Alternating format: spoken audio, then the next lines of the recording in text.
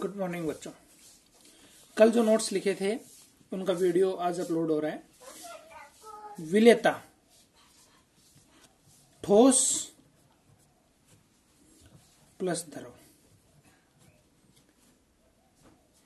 या द्रव प्लस द्रव।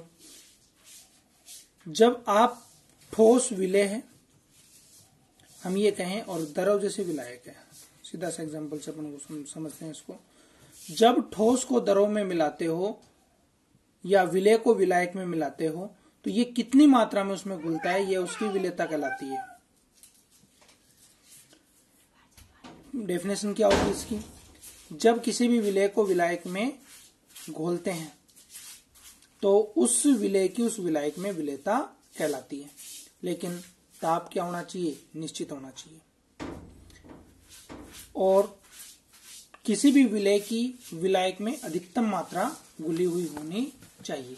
अब आपने कल डेफिनेशन लिखी थी, उस डेफिनेशन पे आते हैं। निश्चित ताप पर इकाई आयतन में, निश्चित ताप पर इकाई आयतन में घुली हुई विलेय की अधिकतम मात्रा, ठीक है। जब अपन अधिकतम मात्रा घोल देते हैं तो उसको हम संतृप्त विलयन कहते हैं। मैंने आपको पहले बताया संतृप्त विलयन, चाशनी जो है वो संतृप्त विलयन है।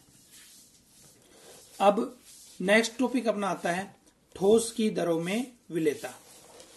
निश्चित ताप पर इकाई आयतन में घुली हुई ठोस की अधिकतम मात्रा ठोस की दरों में विलेयता कहलाती है। अब एग्जांपल देखिए इसका। जैसे आपने नमक को पानी में घोला, अब नमक ठोस है और पानी द्रव है तो इसको कहेंगे हम ठोस की दरों में विलेयता। एक चीज मैं आपको पहले बता देता हूं कि जैसे 1 लीटर पानी है और उसमें 200 ग्राम, मतलब मैक्सिमम 200 ग्राम ही घुल सकता है।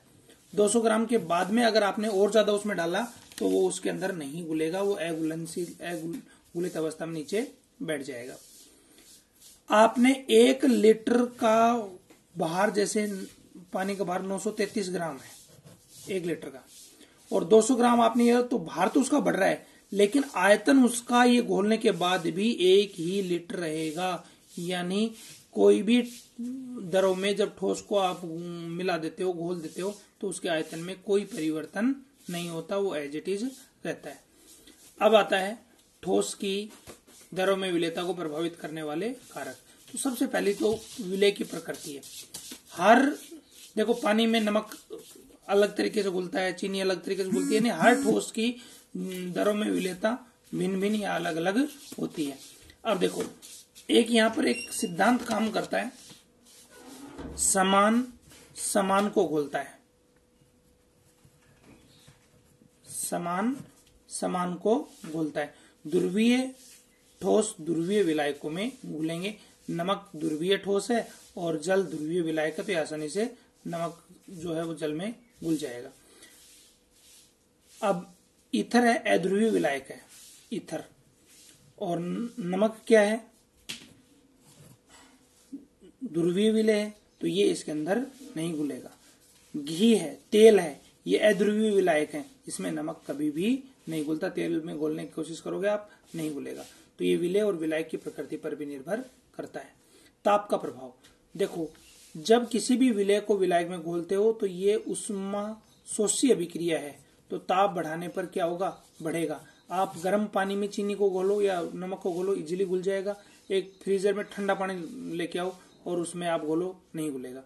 जैसे हम शिकंजी बनाते हैं तो पहले चीनी को नॉर्मल पानी में घोलते हैं, ठंडे पानी में थोड़ी घोलते हैं, नॉर्मल पानी में घोलते हैं और बाद में उसमें ठंडा पानी या बर्फ मिलाते हैं। क्योंकि अगर आपने सीधा ही बर्फ के पानी में या ठंडे पानी में आप घोलने की कोशिश करोगे तो नहीं घुलेगी या बहुत देरी से घुलेगी। यानी ताप जितना बढ़ाओगे, ठीक है, उतनी ही ठोस की दरों में विलेयता बढ़ेगी।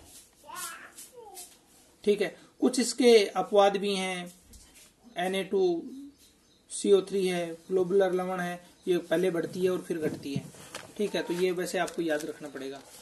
ठीक है, जो जल के साथ में हाइड्रोजन बॉन्डिंग बनाता है उसकी विलेयता और भी ज्यादा होती है। ठीक है, ठोस की दरों में विलेयता पर दाब का कोई प्रभाव नहीं पड़ता। अब आता है गैस की दरों में विलेयता। बच्चों गैस भी दरों में घुली हुई होती है। ठीक है, तो डेफिनेशन वही होगी, केवल यहाँ पे विलेय क्या आ जाएगा, गैस आ जाएगा। जैसे जल में O2 घुली हुई होती है, उसी O2 का उपयोग जलीय जीव श्वसन क्रिया के अंदर करते हैं। गैस की दरों में विलेयता को अवशोषण गुणांक प्रभावित करता है। अवशोषण गुणांक की परिभाषा क्या होती है? निश्चित ताप पर 1 atm दाब पर निश्चित आयतन में विलायक की एनटीपी पर घुली हुई गैस की मात्रा अवशोषण गुणांक कहलाती है। ठीक है, अब देखिए अवशोषण गुणांक किस प्रकार से प्रभावित करता है। अवशोषण गुणांक जितना ज्यादा होगा, ठीक है, उसकी विलेयता उतनी ही अधिक होगी। गैसों की दरों में विलेयता प्रभावित करने वाले कारक विलेय विलायक की प्रकृति, जैसे HCl ध्रुवीय गैस है तो जल में अच्छी तरीके से घुल जाएगी। ठीक है, अल्कोहल में कम विलयशील होगी।